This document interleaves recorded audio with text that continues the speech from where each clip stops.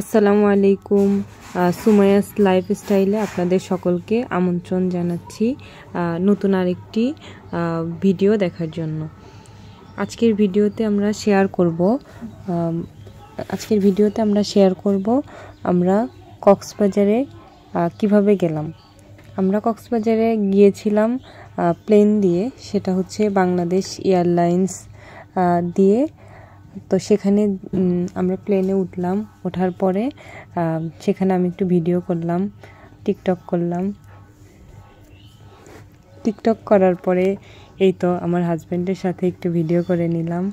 করার পরে আমি একটু বাইরে দিয়ে যাচ্ছিলাম একটু ভিডিওটা করার জন্য। এত সুন্দর দেখা যাচ্ছিল, পাখাগুলো অনেক সুন্দর ঘুরছিল, এটা দেখে আমার ভীষণ ভালো লাগতেছিল। আমি না ভিডিও করে থাকতেই পারলাম না। তো এই তো কি সুন্দর করে ঘুরছে পাখাগুলো, অনেক ভালো লাগে। আমি এই ফার্স্ট টাইম প্লেনে উঠেছি, আমার এক্সপিরিয়েন্স অনেক ভালো।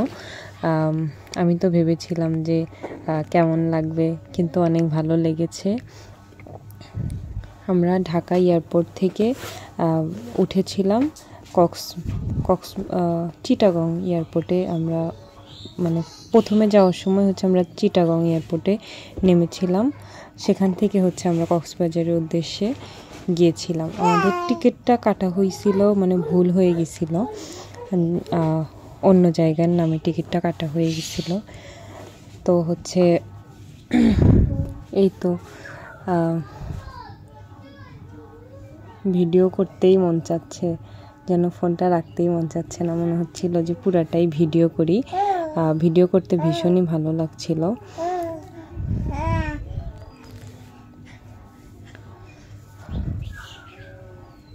প্রথম অনুভূতি কক্সবাজারে যাওয়ার, অনেক এক্সাইটেড ছিলাম যে ঠিকঠাক মতো পৌঁছতে পারবো বা কোনো সমস্যা হবে কি না। আল্লাহর রহমতে কোনো সমস্যা হয়নি, ঠিকঠাক মতোই যেতে পেরেছিলাম। আমরাই তো এখন একটু পরে আমরা হোটেলে উঠে পড়বো। আমরা ফার্স্টে একটা ছোট হোটেল নিয়েছিলাম, এটা আমরা বুকিং করে এসেছিলাম। এটাতে 1 বেডরুম ছিল, এটাতে সি ভিউ ছিল না। এটাতে আমরা যাওয়ার পর একটু এই তো আমি ভিডিও করে নিচ্ছিলাম। আমি ড্রেস করার আগেই ভিডিও করছিলাম। এটা ছিল আমাদের রুম, একটা টিভি ছিল, তারপরে বেড ছিল, আলমারি ছিল, মোটামুটি ভালো ছিল রুমটা। আমরা একদিন ওখানে ছিলাম। আর এটা